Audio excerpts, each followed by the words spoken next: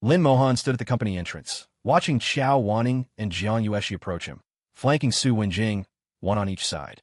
A strange feeling churned in his gut. It was obvious. Their plans were shot. As the trio neared, the two women exchanged a few words with Su Wenjing before hurrying over to Lin Mohan. Mohan, something came up, Xiao Wanning said apologetically, grabbing his left hand and shaking it playfully. Wenjing isn't feeling well, so we need to take him to the hospital for a checkup first. Please don't be mad, okay? About the piano concert tonight, Jiang Yueshi added, naturally taking his other hand and soothing him gently. You go ahead and get ready. We'll take him for his checkup, and if everything's all right, we'll head straight over to meet you. This is the concert you've been looking forward to for ages. Don't worry, we absolutely promise we'll be there with you. It reminded Lin Mohan of their childhood. The two girls always used to be like this, holding his hands, one on his left, one on his right. Okay, you two go ahead.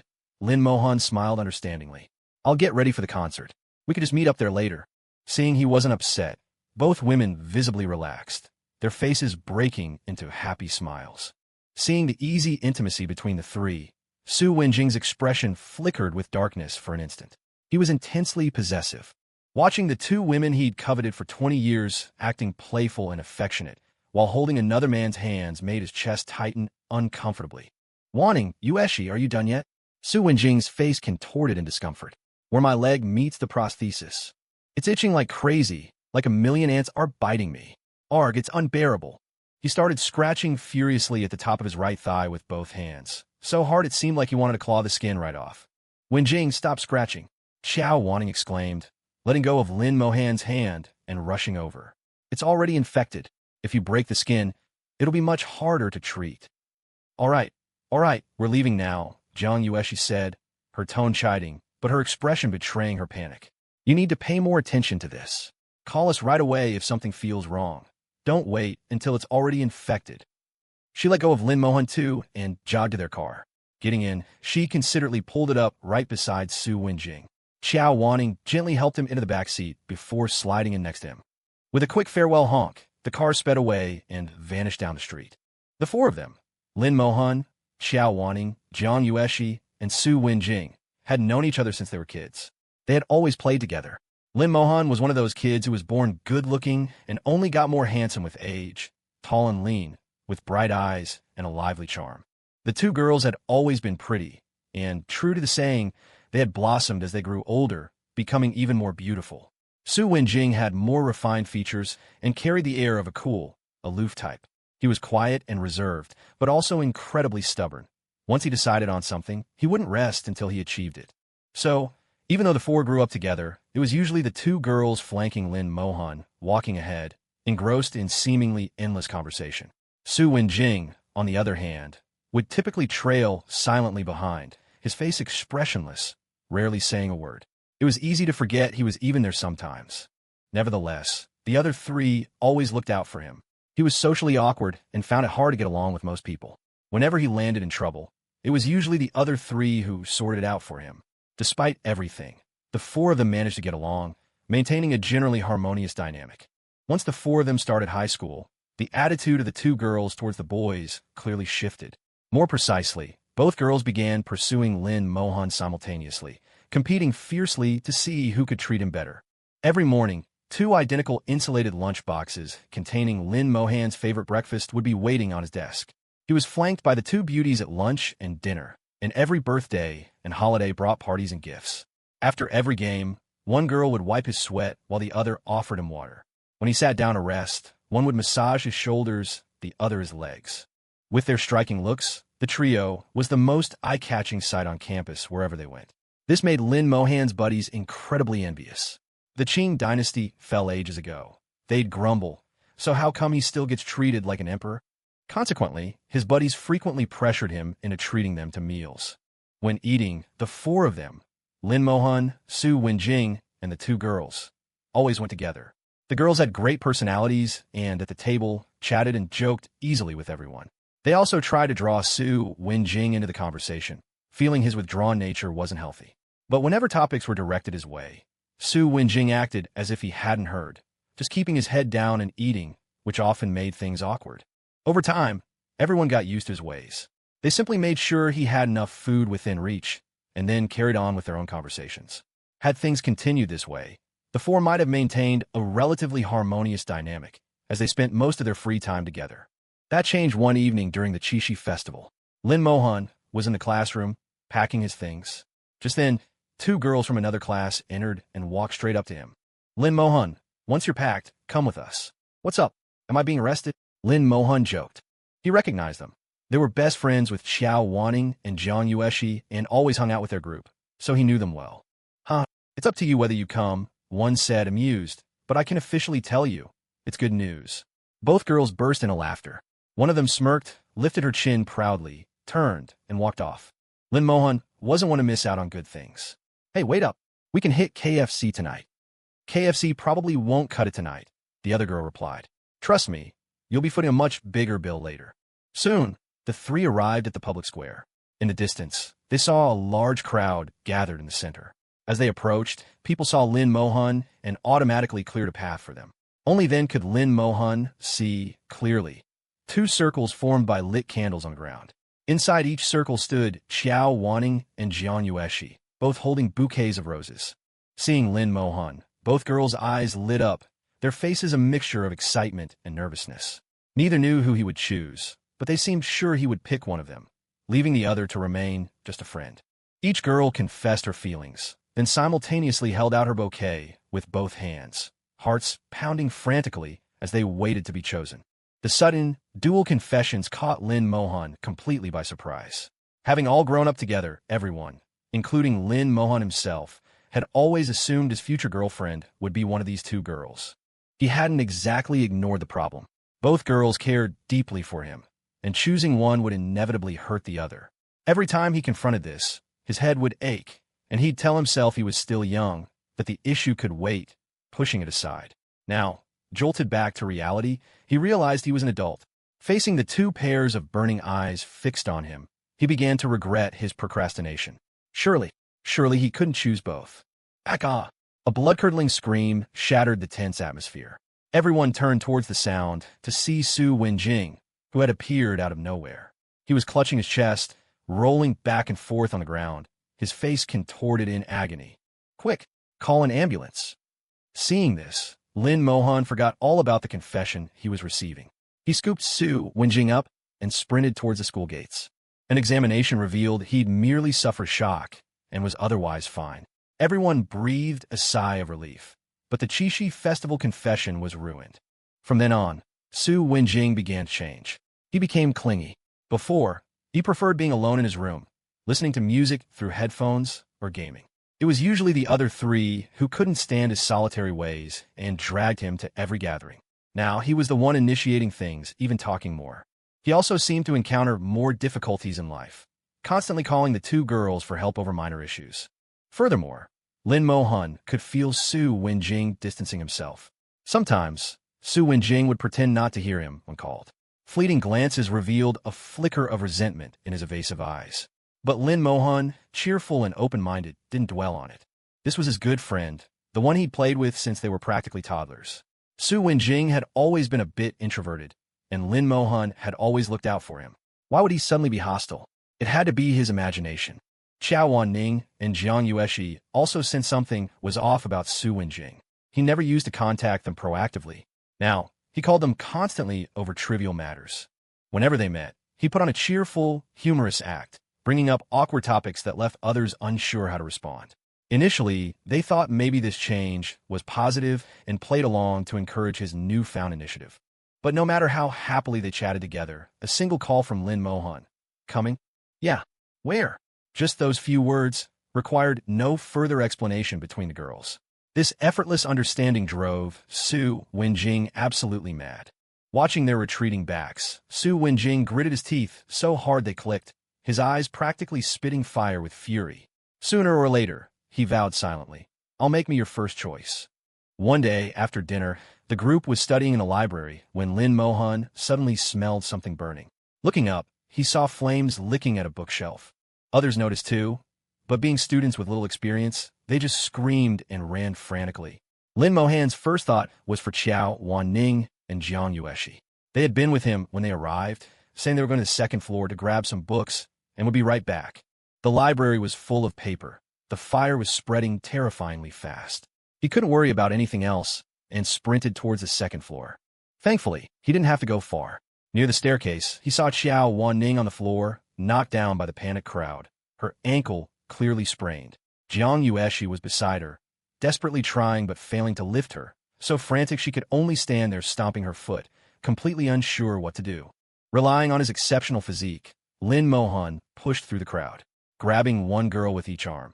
He hoisted them onto his shoulders and strode towards the exit. Just as he neared the doorway, someone slammed into him hard. Burdened by the two girls, he crashed heavily to the ground. He tried to get up, but a sharp pain shot through his leg, and he couldn't immediately rise. "Hey, please, help me get them out," he yelled, grabbing a male student nearby, pleading with him to save the two girls first. "Looks like you're hurt worse," the student said, glancing at Lin Mohan on the floor, moving as if to help him up. "Don't worry about me. I can manage. Get them out first." "Thanks," Lin Mohan insisted, prioritizing their rescue. Left with no choice, the student helped the girls away. Lin Mohan tried to drag himself forward. The exit was so close, but suddenly he felt something fall, striking him on the head and knocking him unconscious. Outside, Xiao Wanning and Jiang Yueshi watched helplessly as the fire inside the library raged fiercely. They knelt, crying and begging bystanders to save Lin Mohan, but no one dared to venture back in. Finally, they tried to rush back themselves, but were held back. Overwhelmed by grief and despair, both fainted. When they awoke, Lin Mohan was sitting by their hospital beds. "You're both finally awake. Thank God." Seeing the two women stir simultaneously, a touch of warmth finally returned to Lin Mohan's weary and grief-stricken face. The two women, who had fainted purely from emotional distress and were otherwise unharmed, immediately sat up, threw their arms around him, and burst into tears. We thought we'd never see you again. Who saved you? We need to thank them properly." At this, Lin Mohan's expression turned serious again. "It was Wen Jing. Something knocked me out. I don't know what. I just woke up myself not long ago. They told me Su Wenjing dragged me out. He injured his leg. He's in surgery right now. Since you're awake, let's go wait outside the operating room." After a long day of surgery, Su Wenjing was finally wheeled out. The three immediately surrounded the doctor.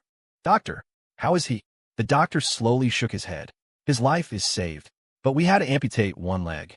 Such a young man. It's a real shame." The words struck the trio like lightning. "Doesn't surgery require family consent? How could you just amputate his leg?" The young man was conscious at the time. He requested it himself and signed the consent form. It was a critical situation. There was no other choice. When Su Wenjing woke up, he cried inconsolably, overcome with despair. Feeling deeply indebted, the three promised him they would never abandon him, that even with one leg, the three of them would stand by him for life. From then on, the two girls showered Su Wenjing with even more care and attention. However, Su Wenjing became noticeably more withdrawn and hostile towards Lin Mohan. Lin Mohan understood, figuring his presence was a painful reminder of the lost leg. So he supported them quietly from behind the scenes, never forgetting the life-saving debt he owed Su Wenjing. Time flew by. Soon, they graduated and, with help from their families, founded a company. Lin Mohan, Xiao Wanning, and Jiang Yueshi handled the primary management, while Su Wenjing took a back seat, enjoying the perks without the responsibilities. They bought him a luxury car, funded his travels, and always prioritized giving him the best of everything. Just like tonight, they had all planned to attend a concert with Lin Mohan, but the plan went up in smoke with a single phone call from Su Wenjing. Although the girls promised they would try to make it later, Lin Mohan had a feeling they wouldn't come. Things like this had happened countless times over the years. He was always the one left behind. He knew this was part of the debt he owed, but it still stung. He held onto a sliver of hope as the concert began, waiting outside until the very last moment. Throughout the performance, the two seats beside him remained empty. Thankfully, the concert itself was excellent, offering him some small measure of solace. Back home, he habitually opened his Moments feed. As expected, Su Wenjing had posted something new. There he was, sitting on a bed in a patient's gown, while Xiao Wanning brought him water to wash his face and hands. Jiang Yueshi stood nearby, stirring soup in a bowl with a spoon. Lin Mohan had seen scenes like this too many times. He was already used to it. For the next few days, his two childhood friends didn't come to the company. From Su Wenjing's posts, he could see they were taking care of him. He used to spend a lot of time with Xiao Wanning and Jiang Yueshi, but recently, Su Wenjing had started calling them more and more frequently. Every time something came up with Su Wenjing, it lasted for days. Lin Mohan hadn't had a proper meal with the girls in months. Perhaps because they were spending so much time together, he felt their attitude towards him had changed. Maybe constant proximity had deepened their bond. With Su Wenjing. Today was Lin Mohan's birthday. Every year before, Xiao Wanning and Jiang Yueshi would throw him a grand celebration. But the day had arrived, and there wasn't a peep from them. And Su Wenjing, their childhood friend, definitely knew it was his birthday. Coincidentally, just a few days ago, Su Wenjing had claimed he was depressed and didn't want to live anymore. His daily posts were either pictures taken looking down from high buildings or just world-weary captions that sent chills down their spines. Needless to say, the two women had been with him constantly. Then Su Wenjing suggested a trip to the stunningly beautiful Xinjiang grasslands. The scenery there was incredible. Xinjiang boasts 3 of the world's top 10 most beautiful landscapes. More importantly, it was far away and remote. Su Wenjing had calculated perfectly that the girls wouldn't be able to make it back for Lin Mohan's birthday. Lin Mohan hadn't received any calls or birthday wishes from them these past few days. Yet, scrolling through their feeds, he saw daily updates chronicling every place they visited. In the videos, Su Wenjing was beaming, looking anything but depressed, surrounded by beautiful scenery, beautiful women, and delicious food. A sudden thought struck Lin Mohan. Maybe it wouldn't be so bad if he were the one who needed taking care of. He was immediately horrified by his own terrible thought and shook his head hard, trying to banish it. Even though he was spending it alone this year, out of habit, he still set the table with 3 sets of bowls and chopsticks. He cooked a large spread of dishes himself, bought a small cake, put candles on it, closed his eyes, and made a wish. I wish we could go back to how things were, without any distance or abandonment between us. I wish we could be best friends forever. Then he blew out the candles. Sitting alone, facing his favorite dishes, he suddenly found they didn't taste appealing anymore. It was already 11:30. His most unhappy birthday was almost over. Knock, knock, knock. A rapid knocking interrupted Lin Mohan as he was clearing the table. He walked to the door, calling out, "Who is it?" by habit, but opened the door without waiting for an answer. "Great. We made it just in time. Hey, big guy, did you miss us these past few days?" It was Xiao Wanning and Jiang Yueshi back at last. Seeing how travel-worn they looked, he knew they must have rushed. The moment they saw him, they jumped up, clinging to him from either side. Just like that day at the fire, he carried them both, one on each shoulder. You're back." The sudden surprise left Lin Mohan so thrilled he stumbled over his words. "What? Not happy to see us? To make it back for your birthday, we booked a charter flight well in advance and flew straight here." "You're back, but what about Wenjing? Didn't he come with you?" Lin Mohan asked, setting them down. "He seemed to be doing much better lately, so we just told him we were leaving and came back. It's not like his depression makes every single day a life-or-death situation. His safety is important, sure, but you're important to us too. On the way, we were even wondering if you'd be mad if we couldn't make it back, ha ha ha." "Of course not. After all, what happened to Wenjing was because of me. I wouldn't blame him for anything," he said, taking their hands and ushering them into seats. "You must be exhausted from the journey. Let me whip up something special to treat you both." With that, Lin Mohan headed into the kitchen. "It's your birthday. We can't let you do the cooking. I'll help." Me too. Though slightly belated, it was a deeply touching birthday for him, ending perfectly. The two women had chosen his gifts with care, an exquisite watch and a custom necklace. Presents that hinted at intimacy without the explicit commitment of a ring. They were no longer like their younger selves, constantly vying for his attention or catching him completely off guard with simultaneous confessions. After a few rounds of drinks, the two women were tipsy, faces flushed, their gazes growing hazy. Each holding a bottle of red wine like a microphone, they sang happy birthday to Lin Mohan. Perhaps the wish he'd made earlier had come true. That night, it truly felt like old times. They talked endlessly and drank with abandon. Night gave way to dawn. Lin Mohan opened his eyes to find that he and the two women had celebrated so late, they'd ended up falling asleep together on the carpet. After a night of drinking, he decided to get up and make some congee to settle their stomachs. He gently shifted their arms off him.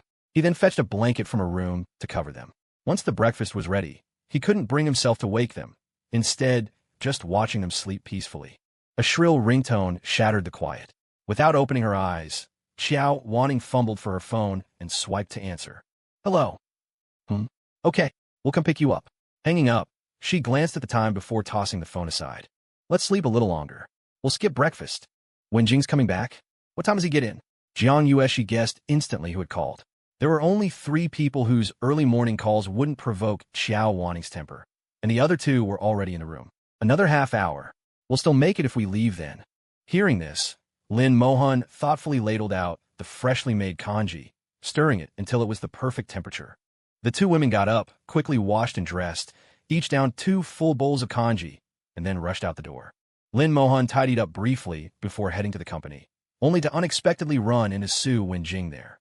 Given Su Wenjing's attitude over the past few years, they rarely saw each other, both men deliberately avoiding any overlap in their schedules. Besides, he'd never even come to the company before, so Lin Mohan was quite surprised when he opened his office door today and found Su Wenjing sitting inside, sipping coffee. "Wenjing, you're here? Did you have fun on your trip?" Lin Mohan quickly composed himself, greeting him politely and warmly. Su Wenjing remained seated, expressionless. He didn't answer immediately, instead taking another sip of his coffee. Then he said slowly, "It started out fun, but someone ruined it towards the end, spoiling the whole trip." He said it casually, like small talk, but Lin Mohan detected the undercurrent of complaint. Sharp as he was, how could he not understand the implication? Well, disappointments happen, right? But no worries. I hear the scenery in Tibet is nice, and Juzhega too. Guangxi has great landscapes as well. Forget going abroad, it's all hype anyway, chaotic and unsafe. Next time, I'm planning to confess my feelings to them. Su Wenjing cut Lin Mohan off mid-sentence. Them? Yes, them. I'm going to confess to them publicly in a bit. Don't worry, I'll just choose whichever of them responds better. Who knows, Su Wenjing added pointedly. Maybe the one I don't pick will still want you. The favor these 2 beauties had shown him over the past few years gave him the confidence. He was now entirely self-assured, convinced that if he just crooked his finger, they'd agree to be with him forever. Lin Mohan fell silent, his smile vanishing. He stared grimly at the man before him, once incredibly familiar, now utterly strange. He struggled to suppress his emotions, his fists clenched so tightly his knuckles cracked. "What's wrong? Upset?" Su Wenjing taunted. "Seeing the 2 women who used to revolve around you ready to ditch you the moment I beckon? It's only natural to be upset. I'm going to announce it to the whole company today. I'm choosing one of them to be my woman." With that, he turned and walked out of the office without a backward glance at Lin Mohan. Moments later, Su Wenjing's voice echoed from outside as he loudly summoned everyone to the conference room in half an hour. At first, Lin Mohan didn't plan to go. He stared blankly at the document in front of him, not registering a single word. In the end, he decided he should go see what happened. Approaching the conference room, he could hear a buzz of chatter, laughter, and teasing. He followed the others inside and silently took a seat at the back.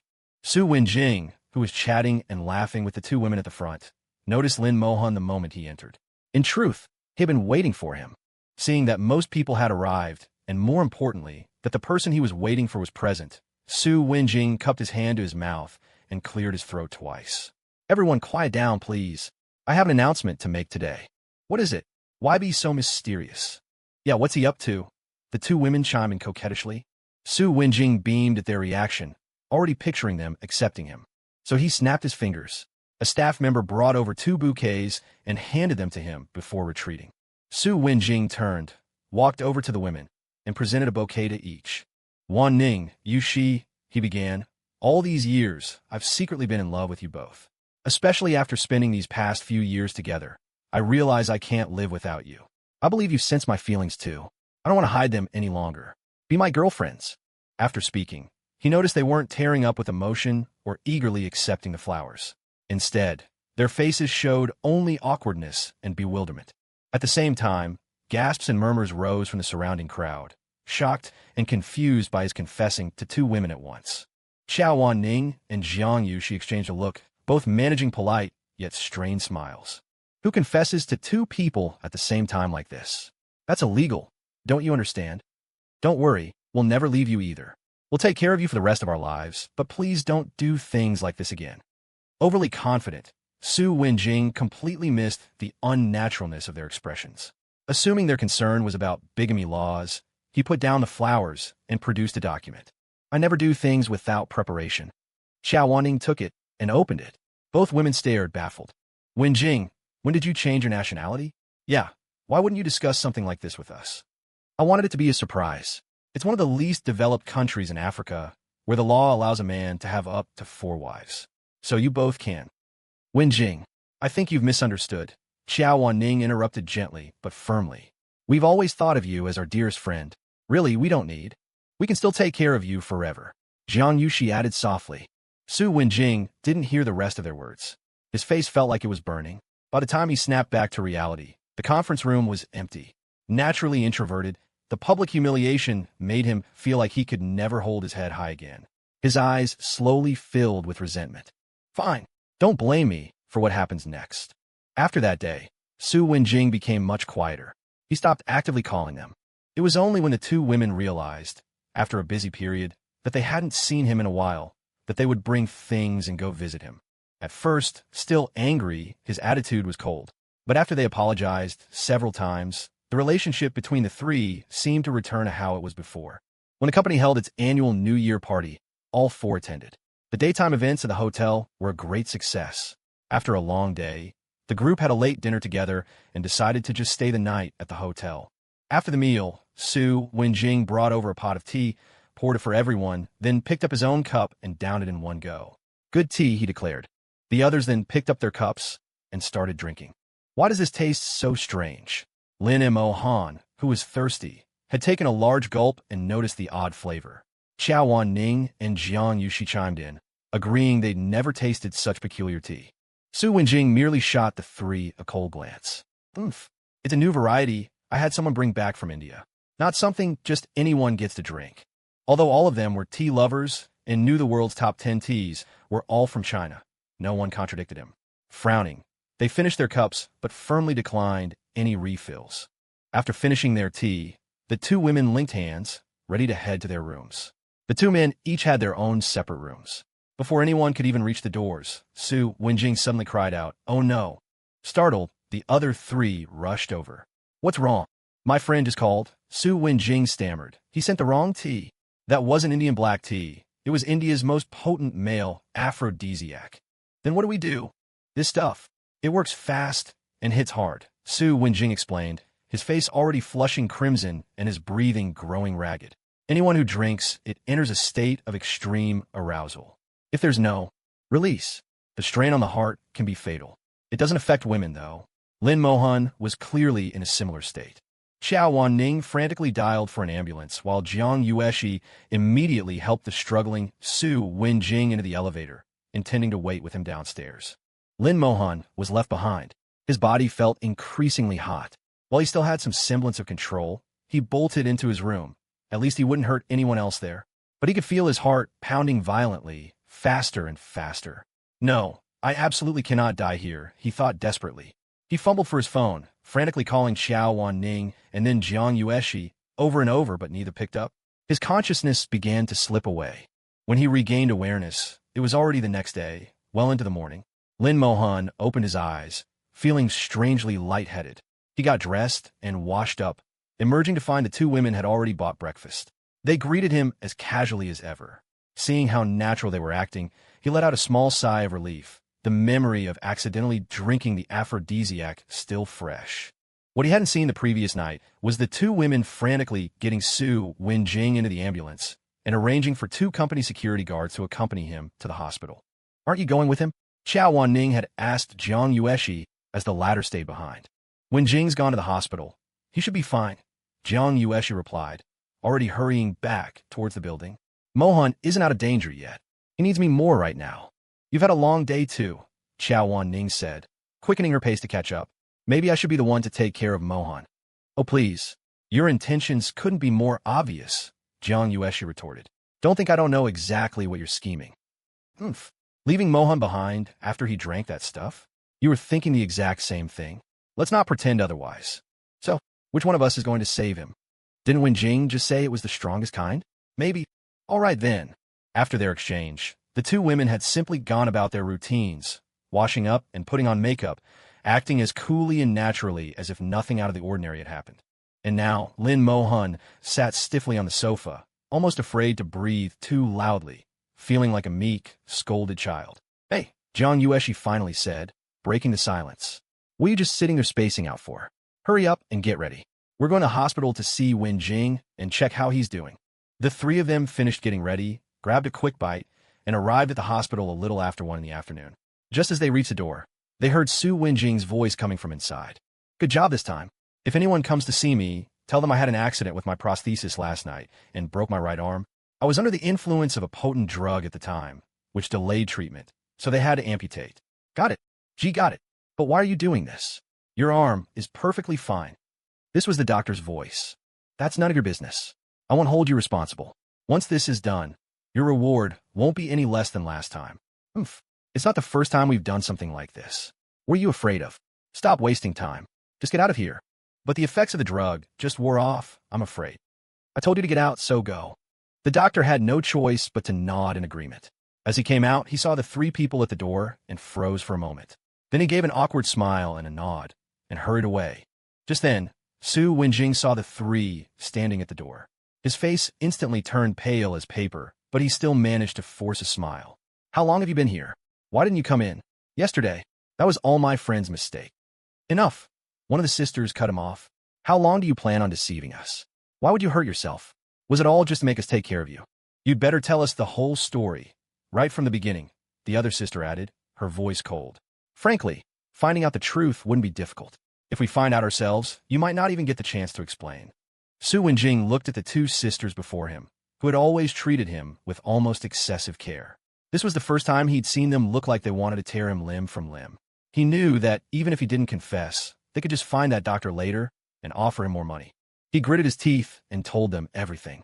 It turned out that during the fire, Lin Mohan could have actually crawled out, but Su Wenjing had struck him from behind, knocking him unconscious.